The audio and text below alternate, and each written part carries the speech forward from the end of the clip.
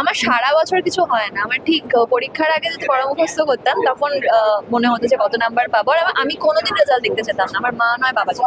আমি একটু শান্তিনিকেতন।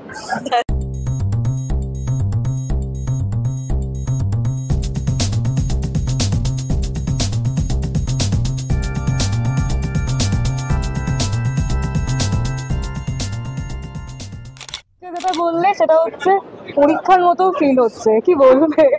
আমার প্রত্যেকটা সিনেমার রিলিজের আগে এটা মনে হয় যে আমি পরীক্ষা দিয়েছি, তারপরে রেজাল্ট আউট হবে। এবং সত্যি আমি প্রচন্ড এই প্রসেসটা নার্ভাস থাকি না। যেদিনকে ধরো রিলিজ হচ্ছে সেদিনকে আমার মনে আছে আমার যখন ফার্স্ট ওয়েটার রিলিজ হয়েছিল 2019-এ, যেটা বাংলায় আমার প্রথম কাজ, আমি লিটারেলি কোনো পেপার দেখিনি, সবাই ভালো ভালো ভালো বলেছিল, তারপরে ও ঠিক আছে তাহলে উত্তীর্ণ হয়েছি আমি তখন দেখেছি। তো আমার নার্ভাসনেস তো কাজ করে।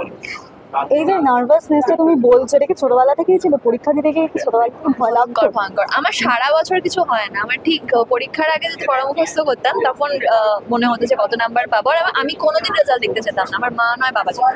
আমি কোনোদিন রেজাল্ট দেখতে চাইনি, ফার্স্ট বাবা মা যেত, তারপর আমি রেজাল্ট দেখতাম। আমি কোনোদিন দেখিনি। স্টুডেন্ট হিসেবে কেমন ছিল? আমি বিশাল হাইফাই কিছু ছিলাম না, কিন্তু খুব খারাপও ছিলাম না। আমার বোর্ডের রেজাল্ট খুব ভালো হয়েছিল, কিন্তু আমার তার থেকে বেশি ভালো হয়েছিল গ্রাজুয়েশন রেজাল্ট। আমি হিস্ট্রিতে বোর্ডে 80% পেয়েছিলাম, তো আমি হিস্ট্রি অনার্সই পড়াশোনা করেছিলাম। মাস্টার্স ফার্স্ট ইয়ার করে ছেড়ে দিয়েছি, যেহেতু তখন অলরেডি আমি কাজ করতে শুরু করেছি। তো এই আর কি, পড়াশোনা খুব একটা খারাপ ছিলাম না, কিন্তু আমার ওই পুঁথিগত এটা আমাকে বলে দিলে এটাই পড়তে হবে, ওটাতে বেশি আমি এখনো পড়ি, পড়াশোনা করি, পড়তে ভালো লাগে। টিপিক্যাল পড়াশোনাটা খুব একটা, আমি একটু শান্তিনিকেতন আছে। ছোটবেলায় সবচেয়ে ভয়ের সাবজেক্ট কি ছিল? অঙ্ক। আমি অঙ্কে 7 পেয়েছিলাম, 7। আমার গার্জিয়ান কল হয়েছিল, আমার মা এসে বলেছিল যে 0 পেতি, 7 কি করে পেলি? আমি জাস্ট 7 পেয়েছিলাম।